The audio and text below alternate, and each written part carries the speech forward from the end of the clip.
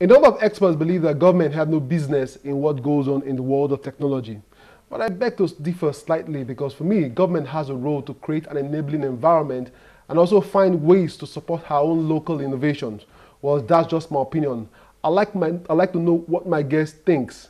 Shina Badaru is an experienced media professional with over 20 years experience and is also the founder and CEO of Technology Times Group.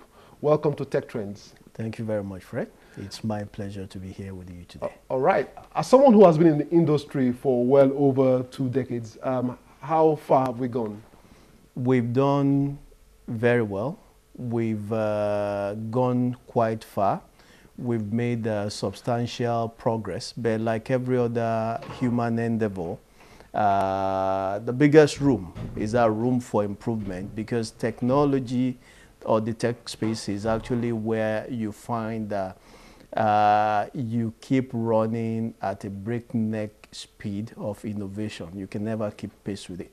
So consistent and sustained innovation and improvement is the name of the game in the tech space. Okay, now we have a new administration. Yes. Now, what do you think with the role the previous administration played in terms of the tech industry? How well do you think they did?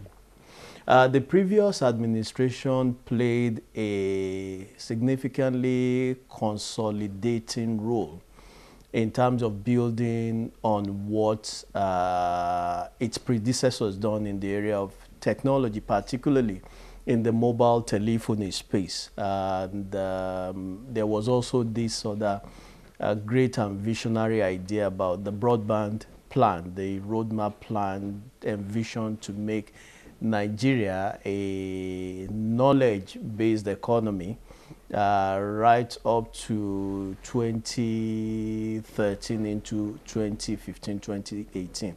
That's quite visionary. We may not have started seeing the result of that broadband roadmap plan, but that's a very visionary foundation that's been laid, and it's my hope that the current administration of President Muhammadu Buhari would build on that. But to address the question specifically for the new administration of President Muhammadu Buhari, first of all, take a look at it from his inauguration speech. And that is where you first ask the question, what is the overarching mission of this gentleman in terms of rebuilding Nigeria? You find that it dwells significantly on key areas of security, key areas of economic renewal or growth or development, whichever way you decide to phrase it. And also there was this part of his inauguration speech that struck me as profound and significant, that we are the custodian of a very rich tradition. What's that rich tradition? That tradition cuts across several areas in which we are massive continental power, in the areas of commerce, in the area of business, in the area of industry, in the area of innovation. So in 2015, we won't say that the president should go back to bring back the gundsman in order for us to be able to communicate and communicate effectively. What we have seen is that today we have a massive family, a mobile telephony family of about 148.7 million active mobile phone lines as at the middle of this year. Which is quite huge. 2015, yes.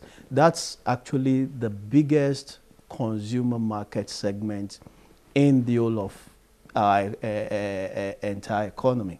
So what does the president have to do? The president has to accord priority to the technology sector as a key driver of several areas in which he has a visionary, is on a visionary mission.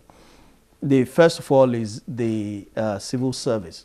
Okay, I would recommend that, look, E-governance or e-government is one key area that the president can leverage in terms of that renewal or the reform of our very, very, I still hold the belief that the Nigerian civil service is probably one of the best trained in Africa, okay, if it's allowed to function and function effectively and productively. Does that mean well-trained in the areas of technology? Because I still see and hear that some of them use typewriters. That's what I'm saying. The amount of investment that the government across board, from local to state to federal, invest in the training and skill development of its human capital across various cadre of government would shock you. First area will be government. You can see that the president is consciously putting the civil service back to work by driving or moving his administration forward using the civil service, using the PAMSEC like some quasi-equivalent of a minister today. Okay, but the president, that initiative would scale, would work better if we begin to put in place best practices, something as basic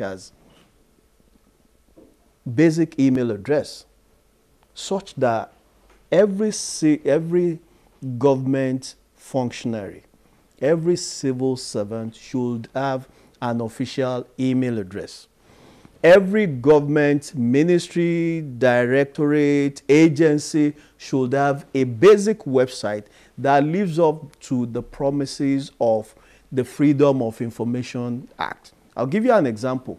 The Nigerian Communications Commission today is a fantastic poster boy of how government can effectively use those channels like website to provide information about its activities, to provide market information about what's happening in the telecom sector, such that investors and various stakeholders across board, from the consumers to its various publics and stakeholders, get useful information, interact with the agency. So if that cuts across board for every government agency, we would have been able to make some significant stride forward. Another area that I want us to take a look at, borrowing from the president's popular phrase of the fact that we are custodian of a very rich tradition. Today, if we're able to ensure that we build that virtual, I'll give you an example of the United States. Way back, the United States realized that in order to become a global power, it had to be internally efficient. So they built that fantastic superhighway of old. Leveraging on that, around the 70s, they also built this fantastic thing they call the internet, called the information superhighway.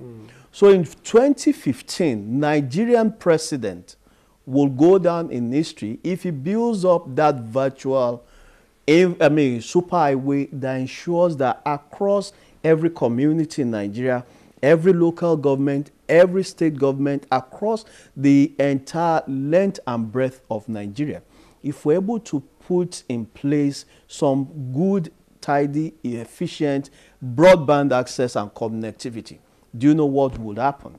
First of all, you would have been able to curb that rural to urban migration.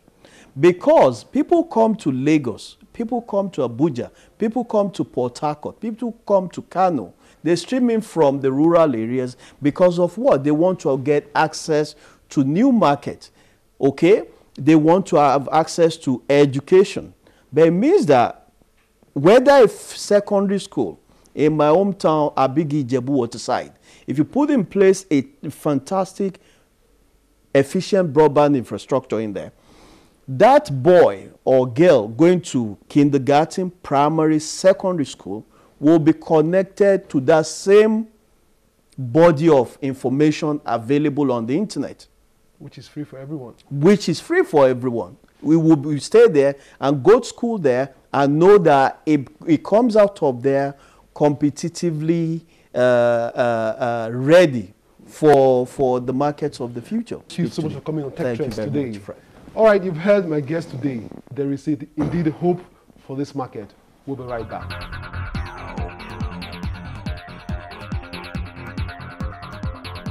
On our Tech Clinic segment, the first question comes in from Nnemeka, who is asking if he should upgrade to Windows 10 immediately. Personally, I am not upgrading immediately because I really think that there are a number of things that might not work according to plan. My thinking is that there will be a Windows 10.1 release pretty soon, and then I might consider upgrading. Besides, you have a grace period of 1 year, so why the rush? Now, this is just me.